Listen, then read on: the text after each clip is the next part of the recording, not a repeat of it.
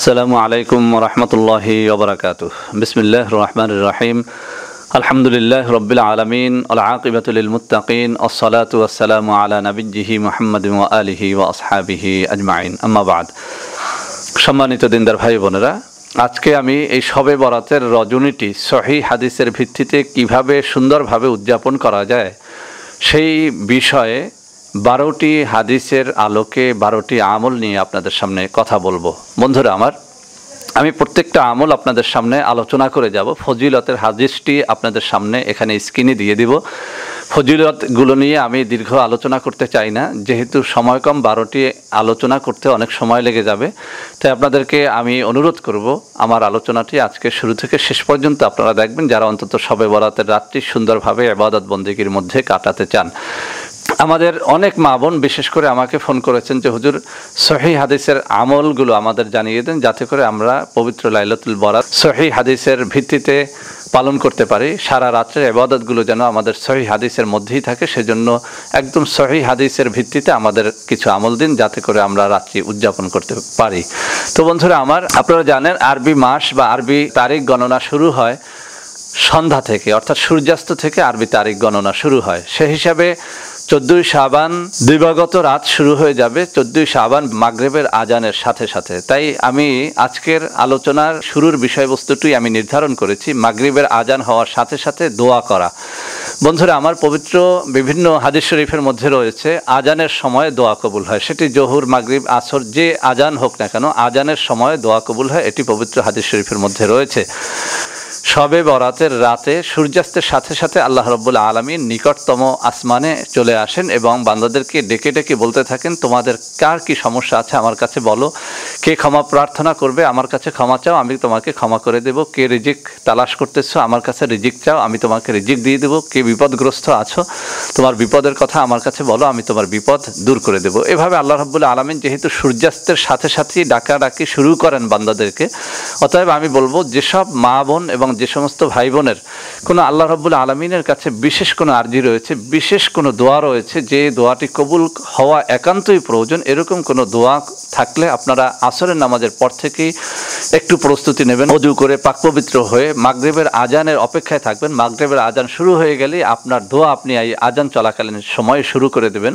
আল্লাহর কাছে এভাবে বলবেন যে, আল্লাহ, আজকে এই পবিত্র লাইলাতুল বরাতের রজনী শুরু হয়ে গেছে, তুমি তো নিকট আসমানে চলে এসেছো, তুমি আমার এই দোয়াটি কবুল করো। আপনার দোয়া আপনি বাংলা, ইংরেজি, আরবি, হিন্দি যা জানেন সেভাবে আপনি আপনার দোয়া করে ফেলবেন আজান চলাকালীন সময়ের মধ্যেই। তাহলে আমরা পেলাম সহিহ হাদিসের ভিত্তিতে যে 12টি আমল, তার মধ্যে প্রথম আমলটি হচ্ছে আজান শুরু হওয়ার সাথে সাথে দোয়া করা।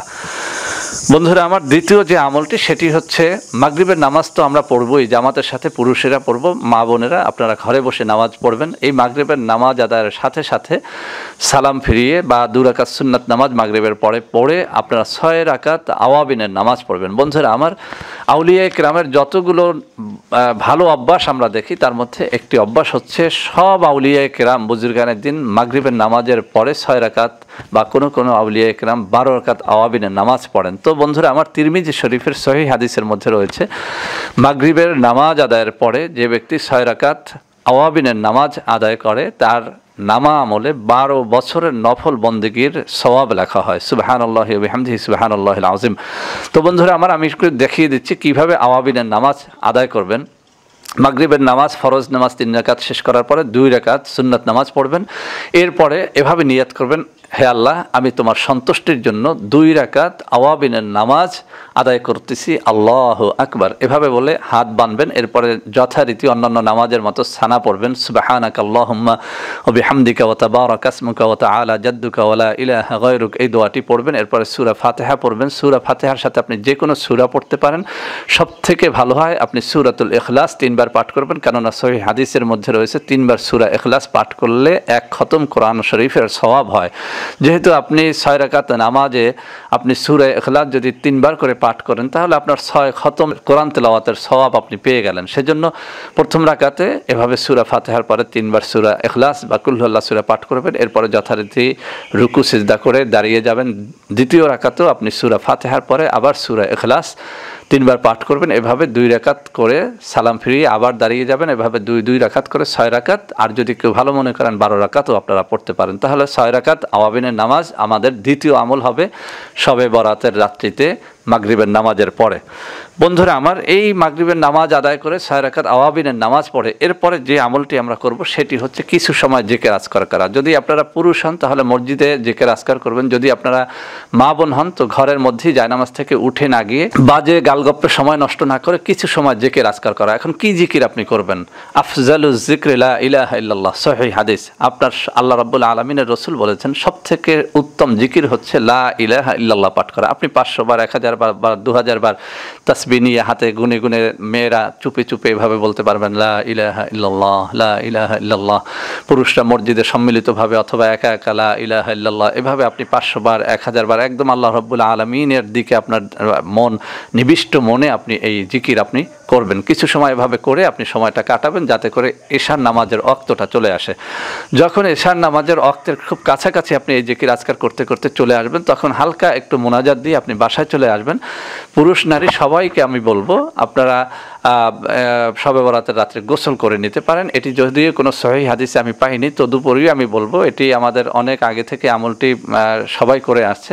এটি মুস্তাহাব হোক বা সুন্নাত হোক অথবা এটি শরীয়তে না থাকুক, আমি বলবো যে কোনো ইবাদতের জন্য গোসল করা একটি সুন্দর কাজ। যেহেতু গোসল করলে আপনার ইবাদত বন্দেগীতে সারা রাত্র সজাগ থেকে ইবাদত করার মধ্যে মন বসে।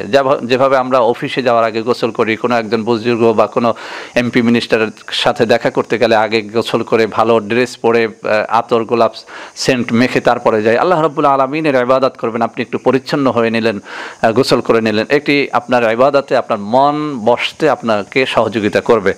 তো বন্ধুরা আবার আপনি গোসল সারার পরে আপনি যে কাজটি করবেন সেটি হচ্ছে আপনি হালকা খাওয়া দাওয়া সেরে নিলেন। নাস্তা পানি হোক, সেটা যা হোক, নিয়মিত যেসব খাবার আমরা গ্রহণ করি সেসব খাবার আপনারা খেতে পারেন। যদি আপনার বাসায় হালুয়া রুটি বা যে কোনো জিনিস তৈরি করে শবে বরাত উপলক্ষে সেটাও আপনি খেতে পারেন। আল্লাহ রাসূল সাল্লাল্লাহু আলাইহি ওয়াসাল্লাম মিষ্টি দ্রব্য পছন্দ করতেন, গোস্ত পছন্দ করতেন, রুটি তিনি সবসময় খেতেন। তো এই নিয়তে সুন্নাতের নিয়তে আপনি একটু মিষ্টি খেলেন, রুটি খেলেন বা গোস্ত খেলেন। এভাবে নাস্তা পানি সেরে এশার নামাজের প্রস্তুতি নিয়ে আপনি মসজিদে গমন করবেন। তো এশার নামাজের পরে সুন্নাত পড়ে নেবেন। যারা বেতরের নামাজ ভোররাত্রে তাহাজ্জুদের পরে পড়তে পারেন তারা পড়বেন, কিন্তু যারা ভোররাত্রে জাগতে পারেন না তারা বেতরের নামাজটাও পড়ে নেবেন। এরপরে আপনি আসবেন লাইলাতুল বরাতের নামাজ পড়ার জন্য। বেতরের নামাজের পরে এভাবে নিয়ত করবেন, আল্লাহ তোমার সন্তুষ্টির জন্য আমি 2 রাকাত লাইলাতুল বরাতের নামাজ আদায় করতেছি, আল্লাহু আকবার। এভাবে আপনি হাত বাঁধবেন। এরপরে যথারীতি অন্যান্য সুন্নাত নামাজের মতো আপনি সানা পড়বেন, সুবহানাকাল্লাহুম্মা বিহামদিকা তাবারাকা ইসমুকা ওয়া তাআলা জাদ্দুকা ওয়া লা ইলাহা গায়রুক। এই সানাটি পড়ে নেবেন। এরপরে সূরা ফাতিহা পড়বেন। সূরা ফাতিহার পর আপনি সূরাতুল ইখলাস 3 বার পাঠ করবেন। আমি আগেই বলেছি সূরাতুল ইখলাস 3 বার পাঠ করলে 1 খতম কোরআন শরীফের সওয়াব হয়ে যায়। তো এভাবে 2 রাকাত, প্রতি রাকাতে সূরা ফাতিহার পরে সূরাতুল ইখলাস পাঠ করবেন, আবার সালাম ফিরিয়ে আবার দাঁড়াবেন। এভাবে করে আপনি 6 রাকাত, 12 রাকাত, 24 রাকাত, 48 রাকাত আপনার শরীরে যেটা মানায়, আপনার স্বাস্থ্যে যা কুলায় সেভাবে আপনি পড়ে নেবেন। এভাবে 12 রাকাত, 24 রাকাত যা খুশি আপনি পড়ে নিতে পারেন, কিন্তু নিয়তটা বাংলায় আরবিতে আপনার করার দরকার নাই। যেহেতু আরবি করতে গিয়ে আপনি অশুদ্ধভাবে যদি বলেন তাহলে আপনার নামাজটাই হবে না। তো আপনি এভাবে বাংলায় বলবেন, আল্লাহ তোমার সন্তুষ্টির জন্য 2 রাকাত লাইলাতুল বরাত বা শবে বরাতের নামাজ আদায় করতেছি, আল্লাহু আকবার। এভাবে নিয়ত করে আপনি দাঁড়াবেন, মনে মনে নিয়ত রাখবেন নফল নামাজ আদায় করতেছি। আবারও বলছি, লাইলাতুল বরাতের নফল নামাজ আদায় করতেছি, আল্লাহু আকবার। এই কথাটি বলে আপনি এভাবে নামাজ শুরু করলেন। 2 রাকাত 2 রাকাত করে সালাম ফিরিয়ে ফিরিয়ে আপনি 24 রাকাত, 48 রাকাত যা খুশি আপনি পাঠ করবেন। এরপরে গেল আমাদের 4 নম্বর আমলটি আমরা পেয়ে গেলাম যে আমরা শবে বরাতের নামাজ পড়বো। এশার নামাজের পরে, সুন্নাত নামাজের পরে, বেতর নামাজের পরে আমরা লাইলাতুল বরাতের নামাজ পড়বো। নামাজ পড়ার পরে যে কাজটি করব সেটি হচ্ছে তাসবিহ পড়বো। বিভিন্ন তাসবিহ তাহলিল পড়বো, সুবহানাল্লাহ, আলহামদুলিল্লাহ, আল্লাহু আকবার ইত্যাদি তাসবিহগুলো পড়বো। বন্ধুরা আমার হাদিস শরীফের মধ্যে রয়েছে যে ব্যক্তি 100 বার পরে সুবহানাল্লাহ, সুবহানাল্লাহ, এটি এই তাসবিহটি 100 বার পরে আল্লাহ রাব্বুল আলামিনের রাসূল বলেছেন যে তার গুনাহ যদি সাগরের ফেনা বরাবর হয় তাও আল্লাহ রাব্বুল আলামিন তাকে মাফ করে দেবেন। সুবহানাল্লাহি বিহামদিহি সুবহানাল্লাহিল আযীম। এভাবে করে সুবহানাল্লাহ, আলহামদুলিল্লাহ, আল্লাহু আকবার এই কালিমাগুলো আমরা বেশি করে পাঠ করব। এছাড়া হাদিস শরীফের মধ্যে রয়েছে যে আল্লাহর কাছে সবথেকে প্রিয় কালিমা হচ্ছে সুবহানাল্লাহি ওয়া বিহামদিহি সুবহানাল্লাহিল আযীম। এটি মিজানের পাল্লার সবথেকে ভারী এবং মুখে উচ্চারণে সহজ এবং আল্লাহর কাছে সবথেকে বেশি প্রিয় কালিমা। অতএব এটি বেশি করে পাঠ করতে পারেন, সুবহানাল্লাহি ওয়া বিহামদিহি সুবহানাল্লাহিল আযীম। এছাড়াও আপনার যত দোয়া দরুদ জানা আছে সেগুলো আপনি পাঠ করতে থাকবেন। এভাবে তাসবিহ তাহলিল পাঠ করে করে করে করে অনেক সময় পর্যন্ত আপনি শবে বরাতের নামাজের পরে আপনি বেশি করে তাসবিহ তাহলিল পাঠ করে আপনার চোখে পানি এনে আল্লাহ রাব্বুল আলামিনকে নিবিষ্ট মনে ডাকতে থাকবেন। এরপরে আমরা যেটি করব 6 নম্বর আমল। 6 নম্বর আমল হচ্ছে আমরা বেশি করে কোরআন তেলাওয়াত করব। বন্ধুরা আমার, পবিত্র কোরআনুল কারীমের যে সমস্ত আয়াত আপনার মুখস্থ আছে সেগুলো আপনি একে একে তেলাওয়াত করতে থাকতে পারেন। যেমন সূরা হাশরের শেষ 3 আয়াত অর্থাৎ হুয়াল্লাহুল্লাযী লা ইলাহা ইল্লাহু, এখান থেকে একদম শেষ পর্যন্ত। এরপরে আয়াতুল কুরসি যেমন আল্লাহু লা ইলাহা ইল্লাহু আল হাইয়ুল কাইয়্যুম, এখান থেকে শেষ পর্যন্ত। এছাড়াও আপনার যত দোয়া দরুদ আপনার মুখস্থ আছে পবিত্র কোরআনুল কারীমের যে সমস্ত দোয়া আপনার মুখস্থ আছে, রব্বানা আতিনা ফিদ দুনিয়া হাসানাহ ওয়া ফিল আখিরাতি হাসানাহ ওয়া কিনা আযাবান নার, রব্বানা তাকাব্বাল মিন্না ইন্নাকা আনতাস সামিউল আলিম ওয়া তুব আলাইনা ইন্নাকা আনতাত তাওয়াবুর রহিম। এছাড়াও পবিত্র কোরআনুল কারীমের যে সমস্ত সূরা আপনার মুখস্থ আছে, সূরা ইয়াসিন, সূরা ইখলাস, বেশি করে আপনি এইগুলো তেলাওয়াত করতে থাকবেন। কেননা আল্লাহ রাসূল সাল্লাল্লাহু আলাইহি ওয়াসাল্লাম বলেছেন, আফজালুল ইবাদাতি তিলাওয়াতুল কোরআন, যে ইবাদতের মধ্যে সবথেকে সুন্দর ইবাদত হচ্ছে তেলাওয়াতে কোরআন। অতএব বন্ধুরা আমার, বেশি করে কোরআন শরীফ তেলাওয়াত করা, সূরা ইয়াসিন তেলাওয়াত করা, সূরা ইখলাস তেলাওয়াত করা, এভাবে আপনার 2-1 ঘন্টা পর্যন্ত আপনি পবিত্র কোরআনুল কারীমের আয়াতগুলো তেলাওয়াত করে করে আপনি সময় কাটাতে পারেন, এই রজনীটি উদযাপন করতে পারেন। তাহলে আমরা পেলাম 6 নম্বর আমল হচ্ছে আমাদের পবিত্র কোরআনুল কারীম তেলাওয়াত করা। এরপরে 7 নম্বর হচ্ছে দুরূদ শরীফ পড়া। বন্ধুরা আমার, দুরূদ শরীফের হাজারো হাজারো ফজিলত আছে। এই ফজিলতগুলো বর্ণনা করতে গেলে একটা ভিডিও শুধু সেই জন্যই তৈরি করতে হবে। আমি 2-1টা দুরূদ শরীফের ফজিলত এখানে স্ক্রিনে দিয়ে দেবো, আপনারা সেখান থেকে দেখে নেবেন। আপনারা নামাজের মধ্যে যে দুরূদে ইব্রাহিম আমরা তেলাওয়াত করি সেটি আপনি বেশি করে তেলাওয়াত করতে পারেন। এছাড়াও এই দুরূদ শরীফ বেশি করে পড়তে পারেন, আল্লাহুম্মা সাল্লি আলা সাইয়্যিদিনা মুহাম্মাদিনিন নাবিয়্যিল উম্মিয়্যি ওয়া আলিহি ওয়া সাল্লাম। এই দুরূদ শরীফ বেশি করে পাঠ করতে পারেন। সাল্লাল্লাহু আলা মুহাম্মদ, সব থেকে ছোট দুরূদ হচ্ছে সাল্লাল্লাহু আলা মুহাম্মদ, সাল্লাল্লাহু আলা মুহাম্মদ, অথবা এভাবে বলা সাল্লাল্লাহু আলাইহি ওয়াসাল্লাম, সাল্লাল্লাহু আলাইহি ওয়াসাল্লাম, এভাবে পাঠ করা। আপনি যে দুরূদ শরীফ জানেন, মুমিন মাত্রই সকলের আমাদের কম বেশি দুরূদ শরীফ জানা আছে, সেই দুরূদ শরীফগুলো বেশি বেশি তেলাওয়াত করা, কমপক্ষে 500 বার, 1000 বার। বা যারা দুরূদে নারিয়া জানেন, দুরূদে তুনাজ্জিনা জানেন, এগুলো আপনারা যার যেটা মুখস্থ আছে বেশি করে দুরূদ শরীফ পাঠ করা। কেননা পবিত্র হাদিস শরীফের মধ্যে আছে দুরূদ শরীফ ছাড়া কোনো ইবাদত কবুল হয় না, কোনো আমল কবুল হয় না, কোনো দোয়া কবুল হয় না। সেজন্য যে কোনো দোয়া দুরূদের জন্য, যে কোনো মুনাজাতের জন্য প্রচুর পরিমাণে দুরূদ শরীফ পাঠ করা। তো বন্ধুরা আমার, এই রাত্রেই আমরা 7 নম্বর ইবাদত যেটি করব, 7 নম্বর আমল যেটি করব সেটি হচ্ছে দুরূদ শরীফ পাঠ করা। এরপরে যে কাজটি হবে, যখন রাত্র 10টা বা 11টা বেজে যাবে, আপনার স্বাস্থ্যে যতটুকু করলে আপনি ইবাদত বন্দেগী মসজিদ থেকে শেষ করে বা মা বোনেরা ঘর থেকে শেষ করে এরপরে যে কাজটি করতে হবে সেটি হচ্ছে কবর জিয়ারত করা। মা বোনেরা ঘরে বসেই কবর জিয়ারত করতে পারেন। কবর জিয়ারতের জন্য একদম কবরস্থানে যাওয়া শর্ত না। আপনারা যারা মা বোন তারা বেপরদেগী বেহায়ের সাথে কবরস্থানে না গিয়ে বরং ঘরের যে রুমে আপনি এতক্ষণ ইবাদত বন্দেগী করেছেন সেখানে নামাজের জায়নামাজে বসে আপনি সূরাতুল ফাতিহা 7 বার পাঠ করবেন বা 10 বার পাঠ করবেন। এরপর সূরাতুল ইখলাস আপনি 50 বার পাঠ করবেন বা 100 বার পাঠ করবেন বা 10 বার পাঠ করবেন। এরপরে আপনি দুরূদ শরীফ 100 বার পাঠ করবেন। এভাবে পাঠ করার পরে আপনি মুনাজাত করবেন এবং যারা পুরুষ আছেন তারা গোরস্থানে চলে যাবেন, সেখানে গিয়ে সূরাতুল ফাতিহা, ইখলাস, দুরূদ শরীফ এভাবে 50 বার, 100 বার, 200 বার আপনার সাধ্যে যা কুলায় সেগুলো পাঠ করে আপনি পবিত্র দোয়াগুলো পাঠ করে আল্লাহ রাব্বুল আলামিনের কাছে আপনার কবরবাসীর জন্য, আপনার আত্মীয় স্বজনের জন্য মুনাজাত করে দোয়া করবেন। এটাকে বলা হয় কবর জিয়ারত করা। কেন পবিত্র হাদিস শরীফের মধ্যে সহিহ হাদিস রয়েছে, পবিত্র শবে বরাতের রাত্রে আল্লাহ রাসূল সাল্লাল্লাহু আলাইহি ওয়াসাল্লাম জান্নাতুল বাকিতে গিয়ে কবর জিয়ারত করেছেন। সুবহানাল্লাহি বিহামদিহি সুবহানাল্লাহিল আযীম। বেশি সময় ধরে কবর জিয়ারত করবেন, সকলে তাদের মা বাবা আত্মীয় স্বজনের জন্য কবর জিয়ারত করবেন। বিশেষ করে আমি একটু শিখিয়ে দিচ্ছি, যখন সূরা ফাতিহা, ইখলাস, দুরূদ শরীফ সবকিছু পড়া হয়ে যাবে তখন হাত উত্তোলন করবেন। এরপর বলবেন, আল্লাহ আমি যে সূরাতুল ফাতিহা, ইখলাস, দুরূদ শরীফ যা কিছু তেলাওয়াত করেছি এর সবটুকু সোনার মদিনায় হুজুরে নূর সাল্লাল্লাহু আলাইহি ওয়াসাল্লাম রওজা পাকে পৌঁছে দাও। এরপর বলবেন সাহাবায়ে কেরাম আজমাইনের রূহের সবটুকু পৌঁছে দাও। এরপর বলবেন আউলিয়া কেরাম, বুজুর্গানে দিন, সারা দুনিয়া যত ওলিয়া উলিয়া মারা গেছেন, শুয়ে আছেন কবরে, তাদের সকলের রুহে পৌঁছিয়ে দাও। এরপরে বলবেন দুনিয়া আদম আলাইহিস সালাতু ওয়াসসালাম থেকে আজ পর্যন্ত যত মোমেন মোমেনাত মুসলিমিন মুসলিমাত কবরে শুয়ে গেছে তাদের সকলের রুহে পৌঁছিয়ে দাও। এরপরে বলবেন আল্লাহ আমার মা বাপ আত্মীয় স্বজন নানা নানি দাদা দাদি চাচা চাচি ভাই বোন শিক্ষক শিক্ষিকা ছাত্র ছাত্রী যারা যেখানে কবরের মধ্যে শুয়ে গেছে সকলের রুহে এই যা কিছু তেলাওয়াত করছি এর সবটুকু পৌঁছিয়ে দাও। তো বন্ধুরা আমার অনেকেই মনে করেন যে কবর জিয়ারতের জন্য আলেম হাফেজকারী ভাড়া করা খুব বেশি দরকার, আসলে না। আপনি এই সিস্টেমে যা কিছু জানেন সেই দোয়া দুরুদগুলো পড়ে মোনাজাত করে এই সবগুলো আমি যেভাবে বললাম, প্রথম নবীজির রওজায় পৌঁছাবেন, এরপরে সাহাবায়ে কেরামের রুহের জন্য পৌঁছাবেন, এরপরে আউলিয়া কেরামের রুহের জন্য পৌঁছাবেন, এভাবে ধারাবাহিকভাবে সর্বশেষ সকল মোমেন মোমেনাত এবং আপনার আত্মীয় স্বজনের জন্য আপনি দোয়া করতে থাকবেন।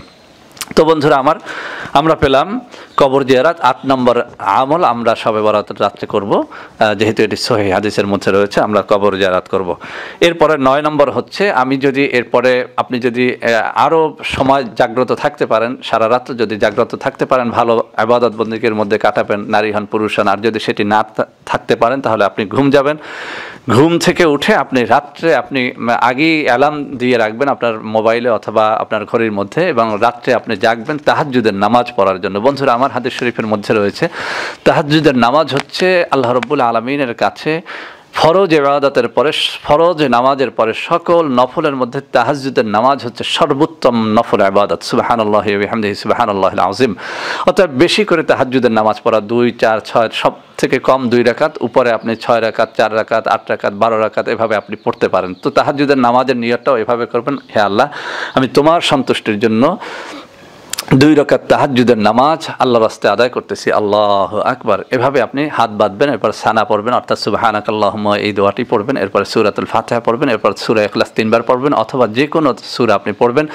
দ্বিতীয় রাকাতেও আবার এই একই নিয়মে সূরা ফাতিহা এবং সূরাতুল ইখলাস পাঠ করবেন, এভাবে সালাম ফিরিয়ে আবার দাঁড়াবেন, আবার 2 রাকাত পড়বেন, এভাবে 6 রাকাত, 12 রাকাত বা আপনি কম বেশি করতে পারেন, এভাবে আপনি তাহাজ্জুদের নামাজ আদায় করবেন। বন্ধুরা আমার, তাহাজ্জুদ নামাজ আদায় করার পরে আপনি বেশি করে তাওবা ইস্তিগফার পড়বেন, এভাবে পড়বেন আস্তাগফিরুল্লাহ রাব্বি মিন কুল্লি যামবি ওয়া আতুবু ইলাইহি লা হাওলা ওয়ালা কুওয়াতা ইল্লা বিল্লাহিল আলিয়্যিল আযীম। তো বন্ধুরা আমার, আপনি যদি এতটুকু না পারেন আপনি পড়বেন আস্তাগফিরুল্লাহ আস্তাগফিরুল্লাহ আস্তাগফিরুল্লাহ, মনে মনে নিজের পাপগুলোর কথা স্মরণ করবেন। আর যারা কোরআন শরীফের এই আয়াত জানেন, রব্বানা যালামনা আনফুসানা ওয়া ইল্লাম তাগফির লানা ওয়া তারহামনা লানাকুনান্না মিনাল খাসিরিন। আপনারা জানেন হযরত আদম আলাইহিস সালাম তার তওবা কবুল হয়েছিল এই আয়াতের মাধ্যমে। এই আয়াত যখন তিনি পড়েছিলেন তখন তার তওবা কবুল হয়েছিল। অতএব যারা এই আয়াতটি জানেন, রব্বানা যালামনা আনফুসানা ওয়া ইল্লাম তাগফির লানা ওয়া তারহামনা লানাকুনান্না মিনাল খাসিরিন, বেশি করে তারা এই আয়াতটি পাঠ করবেন। যারা সেটি না জানেন, আস্তাগফিরুল্লাহ আস্তাগফিরুল্লাহ আস্তাগফিরুল্লাহ এইভাবে পাঠ করতে থাকবেন। কেননা হাদিস শরীফের মধ্যে রয়েছে ভোর রাত্রে আল্লাহ রাব্বুল আলামিন বান্দাকে ডেকে ডেকে এই কথাও বলেন, অনেকগুলো কথা বলেন, তার মধ্যে এই বাক্যটিও বলেন যে কে আছো ক্ষমা প্রার্থী, আমার কাছে ক্ষমা চাও, আমি তোমাকে ক্ষমা করে দেবো। এছাড়া অন্য হাদিসে রয়েছে যে শবে বরাতের এই সূর্যাস্তের সাথে সাথে আল্লাহ রাব্বুল আলামিন নিকটতম আসমানে আসেন এবং বলতে থাকেন, কে আছো ক্ষমা প্রার্থী, আমার কাছে ক্ষমা চাও, আমি তোমাকে ক্ষমা করে দেবো। তো বন্ধুরা আমার, বেশি করে তাওবা, এটি হচ্ছে আমাদের 10 নম্বর আমল আমাদের এই শবে বরাতের রাত্রে। তো বন্ধুরা আমার, এরপরে আমরা যাব 11 নম্বর আমলে, সেটি হচ্ছে দোয়া মুনাজাত করা। বন্ধুরা আমার, দোয়া মুনাজাত অন্যতম একটা ইবাদত, আল্লাহ রাব্বুল আলামিনের নিকটবর্তী করে দেয় দোয়া মোনাজাত। অতএব বেশি করে দোয়া মোনাজাত করা। হাদিস শরীফের মধ্যে আছে, যেহেতু এই শবে বরাতের রাত্রে দোয়া কবুল হয়, এই শবে বরাতের রাত্রে রেজেক নাজিল হয়, এই শবে বরাতের রাত্রে ভাগ্য নির্ধারিত হয়। অতএব আপনার ভাগ্যে কি আল্লাহ রাব্বুল আলামিন দিবেন আপনি সেটা জানেন না। আল্লাহ রাব্বুল আলামিনের কাছে বেশি করে প্রার্থনা করা, আপনার সন্তানের ভাগ্যের জন্য, আপনার স্ত্রীর জন্য, আপনার মেয়ের জন্য, আপনার মার জন্য, বাবার জন্য, নিজের জন্য বেশি করে প্রার্থনা করা, আপনার ক্ষুদ্রতেই ক্ষুদ্র বিষয়গুলো আল্লাহর কাছ থেকে চেয়ে নেওয়া। হাদিস শরীফের মধ্যে আছে, আল্লাহ রসুল বলেছেন, তোমার বিষয়টি যত ক্ষুদ্র হোক না কেন, তুমি সেই বিষয়টি তোমার আল্লাহর কাছে চেয়ে নাও। অতএব আপনি পবিত্র শবে বরাতের রাত্রে তাহাজ্জুদের পরে চোখের পানি ছেড়ে আল্লাহ রাব্বুল আলামিনের কাছে আপনার সকল কষ্টের কথা বলবেন। আবারও মোনাজাতটি আমি আপনাদের একবার শিখিয়েছি, আবারও শিখিয়ে দিই। প্রথম সূরা ফাতিহা 10 বার, 20 বার, 30 বার পড়বেন, যা খুশি পাঠ করতে পারেন, কমপক্ষে একবার পাঠ করবেন। এরপরে সূরাতুল ইখলাস 10, 20, 25, 100 বার পাঠ করবেন। এরপর দুরূদ শরীফ 2, 4, 10, 20 বার, 100 বার, 500 বার, যা খুশি তেলাওয়াত করবেন, এরপরে আপনি আল্লাহ রাব্বুল আলামিনের কাছে হাত উঠাবেন, এরপরে এই সওয়াবগুলো এভাবে বলবেন, আল্লাহ এই যা কিছু তেলাওয়াত করেছি এর সবটুকু সোনার মদিনায় হুজুরে পুনর সাল্লাল্লাহু আলাইহি ওয়াসাল্লামের রওজা পাঠিয়ে দাও, পৌঁছিয়ে দাও, এরপরে এর সবটুকু সমস্ত সাহাবায়ে আজমাইনের রূহ মুবারকে পৌঁছিয়ে দাও, সমস্ত আউলিয়া কিরাম বুজুর্গানে দিনের রূহে পৌঁছিয়ে দাও, সমস্ত মুমিন মুমিনাত মুসলিমাতের রূহে পৌঁছিয়ে দাও, আমাদের আত্মীয় স্বজন মা বাপ যারা আছে সকলের রূহে পৌঁছিয়ে দাও। এরপরে আপনার মনের কথাগুলো প্রাণপণে খুলে খুলে বলতে চেষ্টা করবেন, আপনার বাংলা, ইংলিশ, আরবি, হিন্দি যা জানেন সেইভাবে আপনার মনের কথাগুলো বলতে চেষ্টা করবেন। দোয়া মোনাজাত শেষ হলে আপনি একটি আমল আমি অতিরিক্ত আপনাকে শিখিয়ে দিচ্ছি, সেটি হচ্ছে আল্লাহু আকবার বলে একটি অতিরিক্ত সিজদায় আপনি যেতে পারেন। কেননা হাদিস শরীফের মধ্যে আছে বান্দা যখন সিজদার মধ্যে দোয়া করে সেই দোয়া কবুল হয়। তো নামাজের মধ্যে সিজদায় গিয়ে তো আপনি বাংলায় দোয়া করতে পারবেন না, নামাজের শেষে আপনি একটি অতিরিক্ত সিজদা দিয়ে আপনি আল্লাহ রাব্বুল আলামিনের কাছে কান্নাকাটি করতে পারেন, আপনার মনের কথাগুলো বাংলায় আপনি এই সিজদারত অবস্থায় আল্লাহর কাছে বলতে পারেন। তো বন্ধুরা আমার, আমরা 11 নম্বর পেলাম, আমরা দোয়া মোনাজাত করব। এরপরে 12 নম্বর যে আমলটি আমরা করব সেটি হচ্ছে এই দোয়া মোনাজাত শেষ করে আমরা এবার সেহরি খাবো। কেননা পবিত্র শবে বরাতে আল্লাহ রসুল সাল্লাল্লাহু আলাইহি ওয়াসাল্লাম রোজা রাখতে বলেছেন। একখানা সহিহ হাদিসের মধ্যে আল্লাহ রসুল সাল্লাল্লাহু আলাইহি ওয়াসাল্লাম বলেছেন, তোমরা এই শবে বরাতের রাত্রভর ইবাদত বন্দেগী করবে এবং দিনের বেলাতে রোজা রাখবে। সুবহানাল্লাহি ওয়া বিহামদিহি সুবহানাল্লাহিল আযীম। আমি হাদিস স্ক্রিনে দিয়ে দেব যাতে করে আপনারা সুন্দর করে মুখস্থ করে নিতে পারেন। তো নফল রোজার নিয়তে আপনি সেহরি খাবেন, সেহরি খাওয়াও একটি ইবাদত। এই সেহরি খাবেন, সেহরি খেয়ে আবার কিছু সময় দোয়া মোনাজাত করবেন, কান্নাকাটি করবেন। ফজরের আজান যখন হয়ে যাবে আপনি মসজিদে যাবেন এবং পবিত্র ফজরের নামাজ আদায় করবেন জামাতের সাথে। মহিলারা ঘরে বসে নামাজ আদায় করে আরও কিছু সময় মোনাজাত করে, দোয়া মোনাজাত করে, তসবিহ তাহলিল পাঠ করে, মোনাজাত করে সেই সবটুকু সোনার মদিনায় পৌঁছিয়ে সমস্ত আত্মীয় স্বজনের রুহে পৌঁছিয়ে এরপর আপনি বাসায় ফিরবেন। তো বন্ধুরা আমার, আমরা 12টি আমল আমরা আজকে শবে বরাতের একদম ধারাবাহিকভাবে মাগরিব থেকে ফজর পর্যন্ত আমরা কোন 12টি আমল সহিহ হাদিসের ভিত্তিতে করব সেগুলো আপনাদের সামনে আলোচনা করলাম। আশা করি এর মাধ্যমে প্রত্যেকের একটা বুঝ হয়েছে আমি রাত্রটা কিভাবে কাটাবো। তো বন্ধুরা আমার, সর্বশেষ একটা কথা বলি যে অনেকেই এইসব ইবাদত বন্দেগীর বিরুদ্ধে কথা বলেন, আমরা তাদের দলে নাই, তাদের সাথে ঝগড়ায় আমরা যেতে চাই না। আমরা জানি এগুলো হাদিস শরীফে আছে, সহিহ হাদিসে এসেছে, এই জন্য আমরা প্রত্যেকটা হাদিস আমরা স্ক্রিনে যেহেতু দিয়ে দিয়েছি আপনারা সেখানে দেখেছেন এবং সেগুলো মুখস্থ করবেন বা বাংলা অনুবাদটুকু অন্তত মুখস্থ করে রাখবেন। তাহলে কেউ আপনার সাথে ঝগড়া করতে আসলে আপনি তার জবাব দিতে পারবেন।